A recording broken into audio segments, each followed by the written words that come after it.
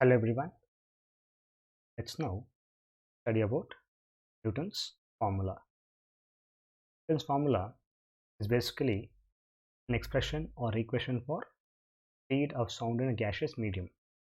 Before arriving at Newton's formula, let's understand what is the speed of sound in a gaseous medium. The speed of sound in a gaseous medium is given by the formula V is equal to under root of E by rho, where E is called as modulus of elasticity of the medium and rho called as density of the gas. This formula derived by dimensional analysis, where E called as modulus of elasticity, which is defined as the ratio of stress by strain. For solids, this E is equal to Y, where Y called as Young's modulus, and for fluids like liquids or gases, this E is equal to B, where B is called as bulk modulus. Now, according to Newton, whenever sound passes through a medium, temperature remains constant. Thus, the process is an isothermal process. This V is given as B by rho for gases or fluids. This B called as bulk modulus, and this B is defined as is the ratio of stress, which is increase in pressure dP by dV by T. This is what is bulk modulus. Now, since the process is assumed to be an isothermal process, then what we get here is from ideal gas equation, we know that PV is equal to N into R into T. For an isothermal process means T remains constant. Therefore, for a given gas, N remains constant, R remains constant, also T remains constant. Let's now find out what is the bulk modulus in this case. To do it, we need to differentiate the ideal gas equation. Therefore, differentiating this equation gives us form of this kind. Since the whole thing is a constant, this term will go to 0. It will be 0. This becomes P into dV plus V into dP, that is equal to 0. So if you rewrite this, P into dV is minus of V into dP. Bring it down here, then P is equal to minus of dP by dV. We can bring this V down. If you write the minus on this side, then what we get here is or you can write this also as V itself. Therefore, pressure minus of minus into V, or the bulk modulus case of an isothermal process is equal to P. Therefore, B is equal to P. Putting it back in the equation for gas, which was given as B is equal to under root of B by rho. Since B is equal to P, therefore what we get from here is we get B is equal to P by this equation here, this expression called as Newton's formula for speed of sound in gaseous medium. Let us find out what would be the theoretical value of Newton's formula by putting the values of pressure and then density. Let's assume it is at NTP, which is normal temperature and pressure.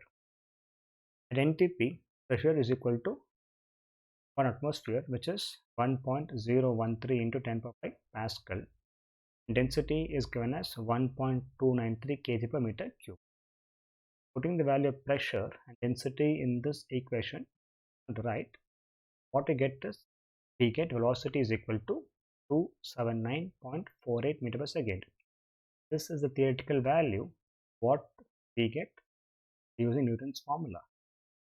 But experimentally, found out that speed of sound in air, NTP, is given as or is equal to 332 meter per second.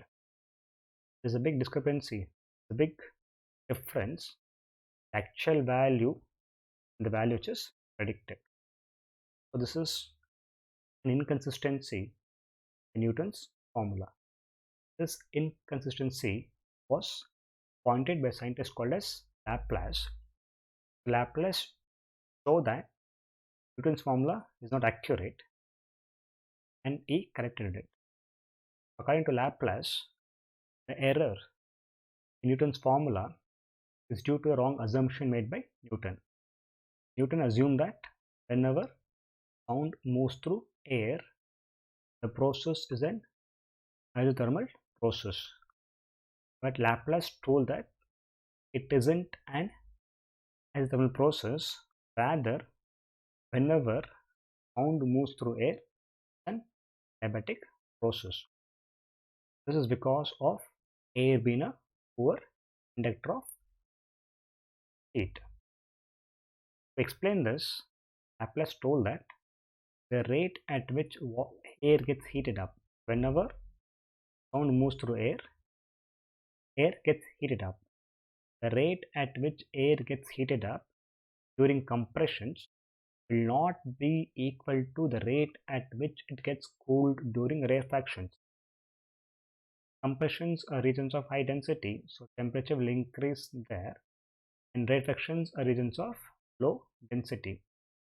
In such cases, since air is a poor conductor, the rate at which temperature increases will not be the same at which rate temperature will fall down. Hence, because of this reason, temperature does not remain constant as was assumed by Newton in case of air and sound moving through air. Now, to find out what is the bulk modulus now, let's recall what is bulk modulus by definition. That is given as minus of dP dV by d. This is what we got as bulk modulus. Let's recall what is an adiabatic process. For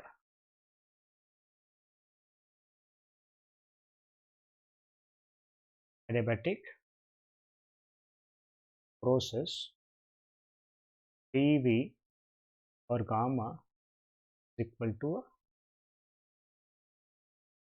where gamma is the ratio of dP by dV, ratio of speeds. Differentiating this, we get d of dV power gamma is equal to, differentiating this term goes to 0. Differentiate this term, be P into d into d power gamma plus d power gamma dP is equal to 0. This would give us P into gamma v power minus 1 into dV plus v power gamma dP equal to 0. You can rewrite this as P into gamma v power gamma by v into dV is equal to minus of v power dP. From here, v power gamma gets cancelled. You bring this dV and v down, and what we get from here is, we get P into gamma minus of dP by dV by v. But this by definition minus v. Therefore, what we get is minus sign here and a minus sign here becomes positive. Therefore, v is equal to v. Putting it in the equation for speed, we got that v was equal to e power rho, became b power rho for fluids. V here is gamma into p. Therefore, v is equal to here gamma p by this called as Laplace equation, sometimes also called as Laplace-Newton equation. So when you put the values of gamma p and then rho, you already know what was p and then rho at NTP. Putting gamma as 1.42, what we get is velocity is equal to 333.04 meter per second. This is in good agreement with the experimental value. Recall that the experimental value velocity was around 332 meter per second, which means this formula is almost close to this value. So it means that Newton Laplace formula is more accurate, that is presently being